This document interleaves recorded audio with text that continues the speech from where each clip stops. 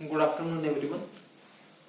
हम ऊष्मागतिकी पढ़ रहे थे। ऊष्मागतिकी में हमने पिछले वीडियो में उत्क्रमणीय एवं अनुत्क्रमणीय प्रक्रम के बारे में पढ़ा था कि उत्क्रमणीय प्रक्रम क्या होते हैं, अनुत्क्रमणीय प्रक्रम क्या होते हैं। उसके बाद में हम बात कर रहे हैं ऊष्मा एवं कार्य की, कि ऊष्मा क्या होती है, कार्य क्या होता है, ऊर्जा क्या होती है। अब हम उन सब चीजों की बात करें। ऊष्मागतिकी जो है उसमें ऊष्मा, कार्य और ऊर्जा इनका कोरिलेशन है कि इनमें क्या संबंध होता है। तो इसलिए ऊष्मागतिकी में हम ऊर्जा के प्रवाह की बात करते हैं, ऊर्जा के रूपांतरण की बात करते हैं कि ऊर्जा किन किन रूपों में परिवर्तित हो सकती है। तो ऊर्जा जिन जिन रूपों में परिवर्तित हो सकती है वो रूप कौन कौन से हैं वो हमको पता होने चाहिए। तो हम ऊष्मा और कार्य की बात करते हैं। दोनों को समझना बहुत इंपॉर्टेंट चीज है। ऊष्मा क्या है, कार्य क्या है। सबसे पहली बात, ऊष्मा और कार्य दोनों ऊर्जा के ही रूप हैं। किसके रूप हैं? ऊर्जा के रूप हैं।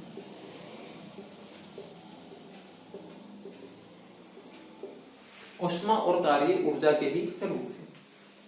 अब देखिए ऊर्जा के रूप है तो ये एक है या अलग अलग। देखिए पहले हम ऊष्मा की बात कर रहे हैं या पहले कार्य की बात कर लेते हैं। कार्य क्या होता है? देखिए कार्य वह मात्रा है जो किसी तंत्र के अवस्था परिवर्तन के दौरान, किसी तंत्र के अवस्था परिवर्तन के दौरान उसकी परिसीमा से प्रभावित होती है तथा सराउंडिंग में वजन उठाने के रूप में परिवर्तित होती है। मैं दोबारा से रिपीट कर देता हूं, आप लोग ध्यान से सुनना कि कार्य वह मात्रा है जो किसी तंत्र के अवस्था परिवर्तन के दौरान उसकी परिसीमा से प्रभावित होती है तथा सराउंडिंग में या समपार्श्व में वजन उठाने में परिवर्तित होती है, वो है कार्य। और ऊष्मा क्या है? ऊष्मा के बारे में सुनिए कि ऊष्मा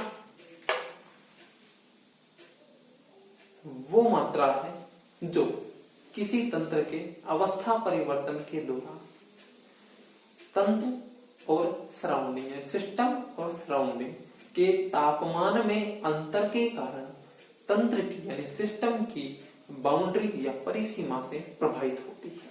मैं फिर से रिपीट करता हूं, ध्यान से सुनना कि ऊष्मा वह मात्रा है जो किसी सिस्टम की अवस्था परिवर्तन के दौरान तंत्र और समपार्श्विक के तापमान में अंतर के कारण तंत्र की परिसीमा से प्रभावित होती है।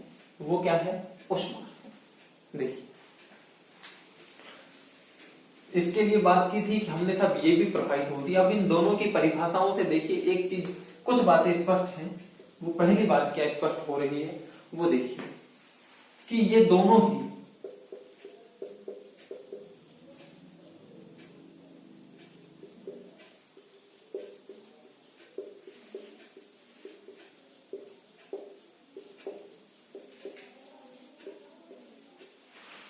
ही परिसीमा पर प्रकट होते हैं, यानी कि ये सिस्टम की बाउंड्री पर होंगे। एक लाइन डायग्राम से मैं आपको देखो दोनों चीजों को समझाने की कोशिश करता हूं। ये कार्य की बात कर रहे हैं, ये ऊष्मा की बात कर रहे हैं। ये ऊष्मा जो है वो भी इस बाउंड्री पर यानी परिसीमा पर प्रकट होगी और ये भी इस परिसीमा पर ही प्रकट होगी। हमने कहा कि परिसीमा से प्रभावित होती है, चाहे वो कार्य हो चाहे वो ऊष्मा। ये जब परिसीमा से प्रभावित होगी तो ऊष्मा जब परिसीमा से प्रभावित होगी तो उसका कारण होगा तापांतर, कि यानी कि सराउंडिंग और ये सिस्टम और सराउंडिंग के तंत्र और परिपार्श्व जो है उसके बीच में तापमान में अगर अंतर होगा तो ये प्रभावित होगी, तापमान में अंतर के कारण प्रभावित होगी।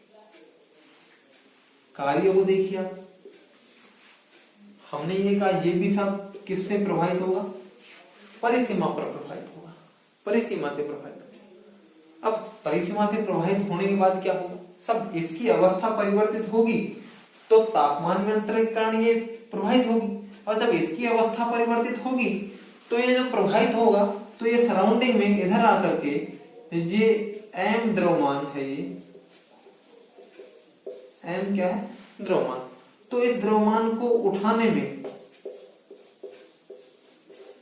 इस द्रव्यमान को उठाने के रूप में प्रदर्शित होगा, उठाने में परिवर्तित हो जाएगा। अगर यहां से इसके अंदर, इस सिस्टम के अंदर अवस्था परिवर्तन हुआ, अवस्था परिवर्तन होने के बाद सराउंडिंग में अगर वजन उठ रहा है तो वो कार्य है, वो क्या है, कार्य है। और अगर सिस्टम के अंदर अवस्था में परिवर्तन हुआ और बाहर तापमान परिवर्तित हो गया तो वो ऊष्मा है, वो क्या है, ऊष्मा है।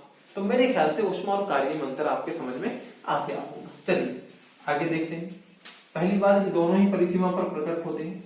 दूसरी बात देखिए कि दोनों ही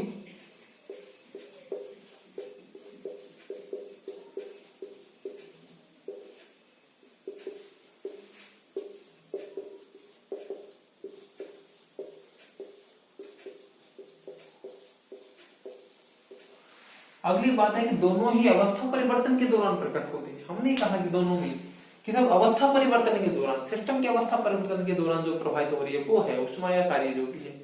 हमने कहा कि वो परिसीमा से प्रभावित होती है, तो दोनों परिसीमा पर प्रकट होते हैं, दोनों अवस्था परिवर्तन के दौरान प्रकट होते हैं। चलिए आगे देखिए, हम इनकी डेफिनेशन से संबंधित बातें कर रहे हैं। आगे देखिए तीसरी बात, मैं जो कह रहा हूं उसको ध्यान से सुने, आगे हम प्रयोग से समझ लेंगे। कार्य जो होता है, कार्य वो परिपार्श्व सराउंडिंग में परिवर्तन के रूप में प्रकट होता है। कार्य सराउंडिंग में परिवर्तन के रूप में दिखाई देता है, लेकिन सराउंडिंग में होने वाला परिवर्तन ऊष्मा को प्रदर्शित करता है। दोनों एक दूसरे की जो बातें हैं ये बहुत गहराई की बात है, ये आप लोगों की हो सकता है समझ में नहीं आए। और मैं आप लोगों को पुनः कहना चाहता हूं, एक बात मैं रिपीट कर देता हूं कि कार्य जो है वो परिपार्श्व जो हमने सराउंडिंग लिया है, सिस्टम के बाहर जो भी बच गया उसमें प्रदर्शित, उसमें परिवर्तन जो होगा उसके रूप में आपको दिखाई देगा। कि कार्य होगा तो बाहर वजन उठेगा, कार्य होगा तो बाहर वजन उठेगा, ये आपको बाहर वजन उठ रहा है दिखाई देगा, ये परिवर्तन आपको दिखाई दे रहा है, समझ में आया। और ऊष्मा के लिए हम कह रहे हैं कि बाहर सराउंडिंग में परिवर्तन होगा तो ऊष्मा प्रदर्शित होगी, यानी सराउंडिंग में तापमान में अंतर आएगा तो ऊष्मा प्रकट होगी कि ऊष्मा का प्रवाह हुआ है। ऐसा नहीं कि सब ऊष्मा का प्रवाह होगा तब होगा, नहीं, तापमान में अंतर जो है, तापमान के अंतर के कारण ऊष्मा का प्रवाह होता है, ऊष्मा के प्रवाह के कारण तापमान का अंतर नहीं होता। दोनों रिपीट कर रहा हूं मैं, दोनों बातें बिल्कुल अलग अलग है। तापमान में अंतर होगा तो अपने आप ही ऊष्मा का प्रवाह होगा। तो ऊष्मा का जो है वो सराउंडिंग में, जो सराउंडिंग में परिवर्तन जो होगा उससे ऊष्मा प्रदर्शित होगी। और कार्य के रेस्पेक्ट में अलग बात है कि जो कार्य जो है वो सराउंडिंग में परिवर्तन के रूप में प्रदर्शित होता है। आगे देखिए, नेक्स्ट देखिए, कार्य जो है वो उठाए गए भार के बराबर होता है, यानी कार्य जो है वो mgh के बराबर होगा। m क्या है, m द्रव्यमान है, g क्या है,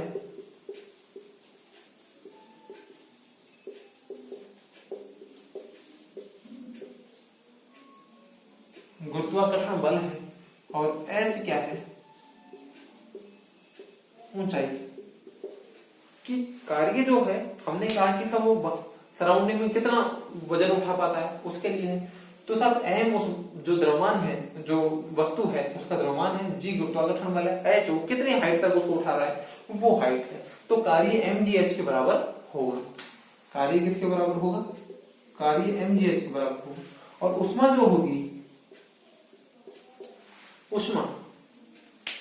ऊष्मा सराउंडिंग में पानी की उस द्रव्यमान के समानुपाती होगी जिसके तापमान में अंतर आया है या जिसके तापमान में बढ़ोतरी हुई है। मैं फिर से रिपीट कर देता हूं कि ऊष्मा जो है वो सराउंडिंग में जब तापांतर के कारण ऊष्मा प्रवाहित होगी, तो माना कि बाहर पानी रखा हुआ था, तो पानी की उस द्रव्यमान के समानुपाती होगी जिसके तापमान में अंतर आ रहा है, ऊष्मा उसके समानुपाती होगी।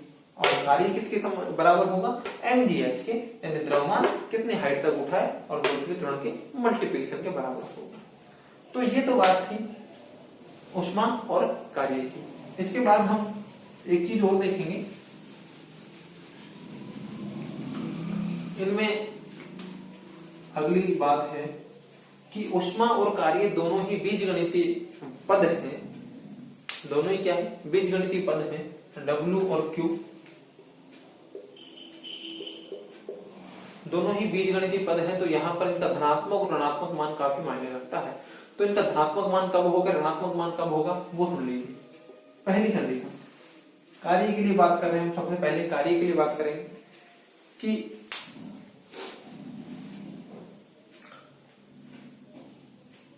अगर सिस्टम या तंत्र के द्वारा कार्य किया जाता है, तंत्र के द्वारा कार्य किया जाता है, तो वो कहलाएगा धनात्मक, यानी work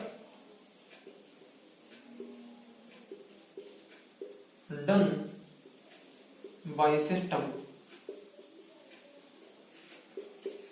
then positive. Work done by the system यानी सिस्टम के द्वारा कार्य किया जा रहा है, तो वो क्या कहलाएगा, धनात्मक कहलाएगा। अर्थात कार्य जो है वो सिस्टम से सराउंडिंग में जा रहा है, सिस्टम से बाहर निकल रहा है, तो वो क्या कहलाएगा, धनात्मक कहलाएगा।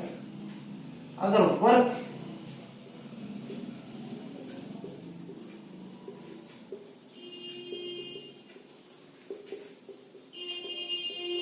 वर्क डन ऑन सिस्टम, यानी कि अगर कार्य सिस्टम के ऊपर किया जाए, यानी कि सराउंडिंग से कार्य सिस्टम के अंदर जा रहा है, तो क्या होगा, वो नेगेटिव होगा। उसके लिए हम नेगेटिव साइन लगाएंगे।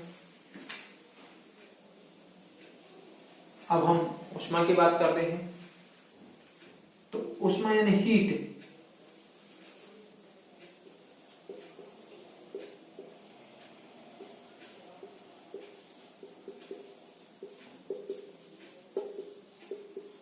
ऊष्मा अवशोषित हो किसके द्वारा, सिस्टम के द्वारा,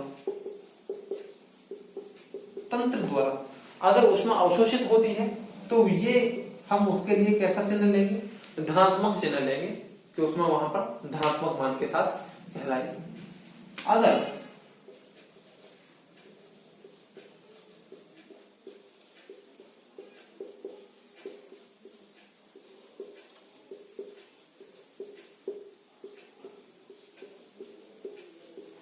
अगर तंत्र से ऊष्मा उत्सर्जित होती है, तंत्र से बाहर निकलती है, तो वो कहलाएगा नेगेटिव।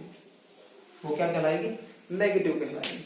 यानी तंत्र के अंदर ऊष्मा ग्रहण होती है, अवशोषित होती है, तो धनात्मक, तंत्र से ऊष्मा बाहर निकलती है तो वो ऋणात्मक। कार्य की रेस्पेक्ट में बिल्कुल उल्टा है कि सब कार्य जो है अगर किया जाए किस पे, सिस्टम पे, सिस्टम के अंदर जा रहा है काम, सिस्टम के ऊपर हो रहा है, work done on system, system के ऊपर हो रहा है, यानी सिस्टम के अंदर जा रहा है काम, तो नेगेटिव। जबकि सिस्टम में ऊष्मा जाती है तो वो पॉजिटिव। अगर कार्य सिस्टम से बाहर निकल रहा है तो पॉजिटिव, और सिस्टम से ऊष्मा बाहर निकलती है तो नेगेटिव। तो वर्क और जो हीट दोनों है ये एक दूसरे के अपोजिट साइन में चलते हैं। तो ये मैंने आपको साइन नोटेशन बता दिया कि सब कब तो पॉजिटिव होगा वर्क, कब वर्क क्या होगा, नेगेटिव होगा। वर्क और हीट दोनों के बेसिस पर हमने कुछ बातें की, इनको हम और अच्छी तरह से एक प्रयोग द्वारा समझेंगे। वो हम नेक्स्ट वीडियो में पढ़ेंगे। Thank you.